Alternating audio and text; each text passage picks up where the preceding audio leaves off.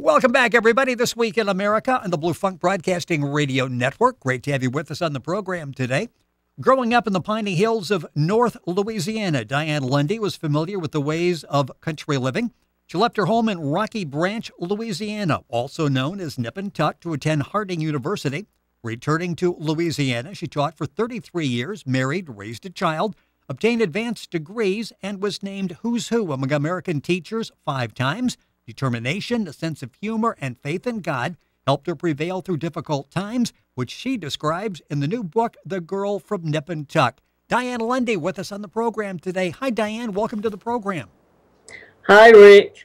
Really enjoyed reading the book. The book is called The Girl from Nip and Tuck. It's available at Amazon all across the country. Dianne's website is diannelundy.com. 2 N's in Dianne. We'll have that up on our website, thisweekinamerica.us, so you can log on there and get information on the book. Let's go back and talk about it. Basically, in the beginning, how did your town get the name Nip and Tuck? Where did that come from? Well, I really have no idea. People just used to say it's just a nip and tuck away, so I guess that's where it came from. That sounds good to me. Nip and Tuck in Louisiana. And you talk in the beginning of the book, and so many people who grew up in small towns can relate. You're out of college, you're looking for a job, and you sort of sensed as you're waiting to hear whether you got a job or not, you can picture yourself carrying a sack lunch out to somebody in a John Deere tractor every day. Did you think that was going to be your life, that you grew up in a small town, you were probably going to be there forever?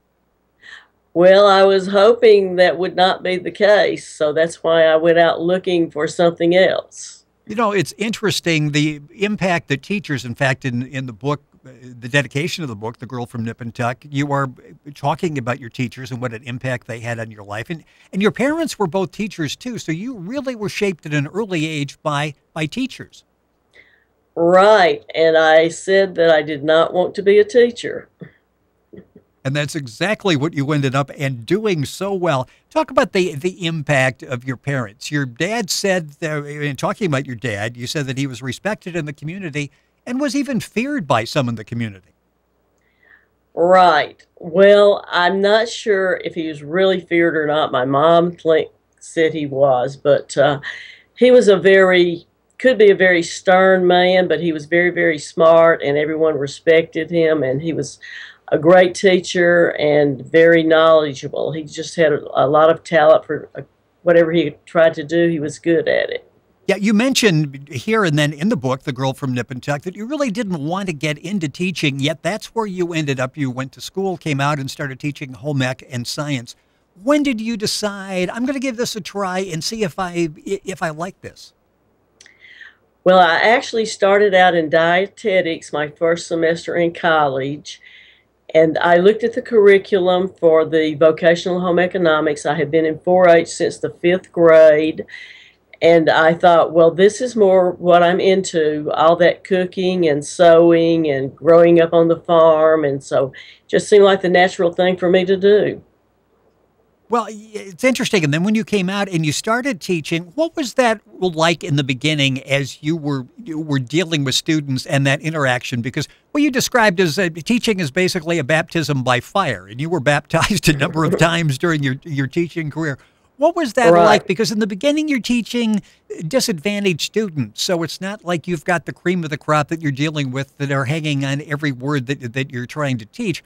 What was that like when you were making that connection? You could see maybe in some of these kids a light bulb going off, that they're actually responding to what you're telling them.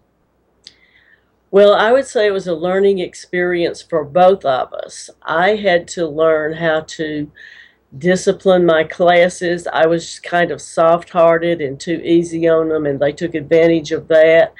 But I did learn the key to discipline, and after I learned that, my students respected me, and we got along pretty well, and I think they learned a lot under me. Our guest on the program is Dianne Lundy. Her book is called The Girl from Nip and Tuck. Her website is Dianne with 2 N's, hlundy.com. The book is available at Amazon, barnesandnoble.com, and information available at our website, thisweekinamerica.us. The book is fascinating. It's an easy read. It's had excellent reviews, especially teachers that can really relate to what you're talking about in the book. When did you decide? Because you really go into great detail during the course of your life. Is this something that you were doing a diary throughout, or when did you decide, I think there's something here for a book that I would like to share with other people? Well, of course, when I first started out teaching, I thought, I'm going to remember all of this. I'm going to remember all my students.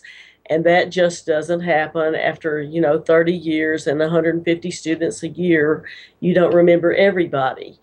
But as I got towards the end of my teaching career, I would joke with the students and say, I'm going to write a book someday and you're going to be in it. Of course, I didn't really think I would ever do it. But later on, I would often entertain my family and friends and fellow teachers, sometimes in the teacher's lounge, with stories about the antics of the students in my classroom. And they all said, you have to write a book. So the more I thought about it as I got closer to retirement, the more I decided I wanted to do it. And finally, I got around to it. Well, I mentioned the reviews are really positive, and the book is available, The Girl from Nip and Tuck. It's available at Amazon.com, information at our website as well as Dianne's. In looking at the career, I'm looking as you fly out of Louisiana, go to Des Moines, and you're interested in a job in Des Moines. And I'm thinking as I'm reading, how much would life have been different had you got that job in Des Moines? You ever think about how life could have changed if that happened? I don't know if I would have survived Des Moines with all that snow and ice they get up there. I guess God was looking after me because I'm just a Southern girl at heart. So it was nice going back home and being with family. And when you go back in that era that you grew up in, we're talking what, like late 60s, early 70s in that period?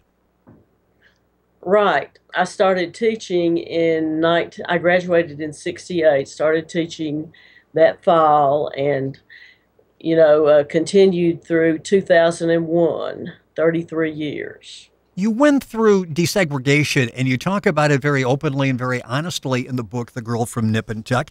And several times you ended up in all-black schools, and here's an experience that not only changed you, but changed the students as well. What was that like during that period? Right. It was a totally different experience for me. I had never been around people of another race. I had no idea of what to expect. And to tell you the truth, I was a little bit scared, but I was actually surprised when I went to the first all-black school. The students were really nice to me, very respectful. They loved to do things for me, met me at my car, carried my books back to my car at the end of the day. I didn't have any discipline problems in class. And so I got to know them. The main problem I had was learning to pronounce their names, which they found very amusing because I couldn't do it, But after a while, it got to be, kind of second nature to me. And then I was sent back to my original school. After that, I was sent back to an all-black school a second time, and I was a little more prepared that time, and I did stay there 2.5 years, and some of the students told me I was their favorite teacher, and they confided things to me that they wouldn't have told other teachers. So I think that, I did learn how to get along with them, and they respected me. It's interesting you mentioned the transfers. That was something that happened almost on a frequent basis in the early part of your career. Talk about the transfers. It's something you really don't think about with teachers, but you were going back and forth between schools there for a while. Right. They had to have a certain ratio of black and white teachers to, each school. And I was chosen the first time because I was a first-year teacher, and the second time I had not spent a whole semester at the school. The school board sent me back. It wasn't my fault. I didn't ask to go back. And because of that, I got sent back the second time, and they did away with my job at the white school, so I had nowhere to go until this job was created at Pineville High School, and that's how I got my job there. I stayed there 26 years. The book is called The Girl from Nip and Tuck. Dianne Lundy, our guest on the program. Dianne's website is Dianne, 2Ns, HLundy.com. Information at our website, thisweekinamerica.us. I mentioned in the book, you talk about your determination, a sense of humor, of faith. Let's talk about determination.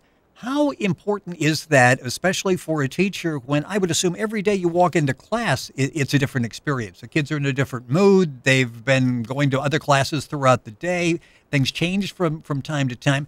Determination, how important was that in your early life, especially teaching? Well, that was one of the main things that got me through because I did get pretty discouraged at times. And every day is different in teaching. Like you say, you never know what kind of mood the kids are going to be in. You're dealing with anywhere from up to 33 kids per hour. And of course, being high school and junior high, they change classes every hour. You have a new group of kids coming in. They've all got their own problems and you have to learn how to deal with them, and they're not going to be in the same mood every day. So you just have to make up your mind that, you're going to make it through. And sometimes you think, oh God, can I last, but you just keep going and finally it pays off. And the one thing I mentioned, sense of humor, throughout the book, you're tying everything together, even trying times with a sense of humor. How important is that to put things in perspective and not take it all too seriously? Because we can get depressed very easily if we allow ourselves to do that.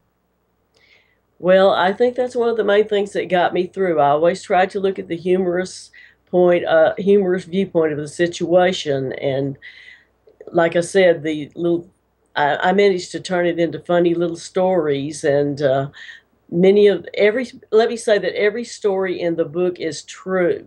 None of it is fiction. The only thing that's fiction in the book is that I did change some of the names.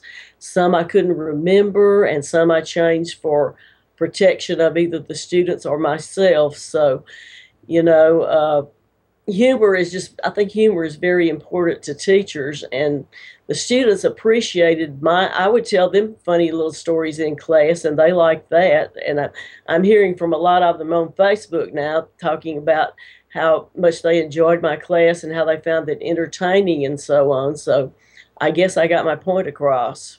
Well, in Faith of God, as we're a couple minutes left in the program, it has been important to you throughout, especially at the end when you talk very, again, openly and honestly about the battle with cancer and your hope that, okay, maybe I can take this experience and help other people and guide them through this experience like I was able to get through. Right. That's the other main thing that got me through. I just kept trusting in God, and I did find out that He always had a plan for me. Like when I got sent to the black schools, I was totally depressed, but I found out later that that was God's plan for me because I did end up with majority black classes part of the time at Pineville High School, and because of my experience at the other schools, I knew how to get along with the students. And I even have one black student now who says I'm her adopted mother. She sends me Mother's Day cards and presents and flowers, and I send her kids Christmas cards and money for their birthday and stuff like that. So, I've gone from a person who had nothing to do with people of other races to a person who learned how to accept people of other races. And as far as my faith in God, that's just the most important thing. I just had to trust that He was going to get me through the trying times, especially my bout with cancer. We started talking about teaching in the career, and it really wasn't anything that you like, oh, I got to be a teacher. I've always wanted to do this. You sort of started it, liked it. You ended up going back to college, getting some advanced degrees, as I mentioned. Now in contact with students that you had 30, 40 years ago, when you look back on it, was that like the plan from the beginning for you was to touch these lives, do you think? Well, I didn't really know what was going to happen, to tell you the truth. And, I'm in contact with some students now that I taught my first year of teachings on Facebook. So you just never know, who you're going to influence. And mentioning that I was named times to Who's Who Among American Teachers, the students who nominated me, I didn't even know they liked me that much. So, that was a surprise to me.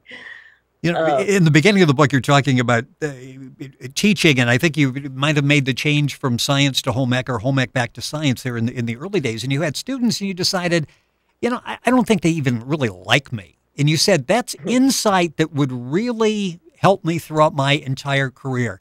Are you sort of part psychologist as well as a teacher and trying to determine each, and you mentioned 33 students possibly in the classroom, you're dealing with 33 different personalities there. Right. Teachers have to be psychologists, actors. I did a lot of acting in front of the students, about putting on acts about things and a lot of dramatic things that got their attention. So, you know, teachers have to be kind of like a jack of all trades sometimes. As I'm reading one review of the book, The Girl from Nip and Tuck, the reviewer is saying, I really enjoyed this. In fact, I'm going to read it again, and I'm looking for Dianne to write another book. Is there another book in you? Are you thinking about continuing your writing career? Actually, I've already written two more books. I'm going into fiction now. I don't think people need to know any more about me. So I have written a series of short stories. The first book will be called Summerfield, and the second book, Return to Summerfield, and I hope to have those published in the near future. We would love to have you back on the program to talk about that. The book is The Girl from Nip and Tuck. Dianne H. Lundy, our guest on the program. Dianne is with two N's. Her website is diannhlundy.com. Information available at our website, thisweekinamerica.us. And, of course, you go to amazon.com, barnesandnoble.com, and find information on the book as well.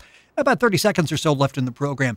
After you wrote the book, I'm sure as you're writing it, you're like, I'm not sure anybody's going to read this. I'm not sure anybody's going to respond. It's really opened up a whole new world for you, hasn't it? You're back in contact with some of your former teachers, and you're getting great response from other teachers that can relate to the experiences you went through. I'm sure this has been a rewarding time for you.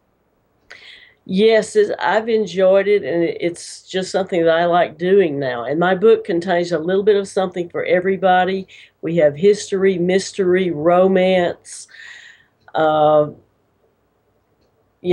all kinds of things that are just rolled into this one book. So, yeah, spend quite a bit of that as you're going through Dianne. Will she ever find Mr. Right? And you'll have to read the book to find out. But her name was Dianne Hollis, and now it's Dianne Lundy. So at some point she was able to find. But as you're going through that, and some of these small towns, it's not like the dating game there, is it? I mean, they're not like a lot of guys coming in and out. No, I didn't have a lot of luck with my dating experiences, as you will learn in the book. Some rather humorous events occurred during those times. I've really enjoyed the book, and I'm sure that everybody will. It's called The Girl from Nip and Tuck. Dianne Lundy, our guest on the program. Her website, diannhlundy.com. Information available at thisweekinamerica.us. Dianne, great having you with us on the program. Hope to have you back to talk about the short stories. Excellent job with the book. It's very relatable, and I recommend it highly. Excellent job. Thank you for having me, Rick. I've enjoyed talking to you. It has been our pleasure. You're listening to This Week in America and the Blue Funk Broadcasting Radio Network.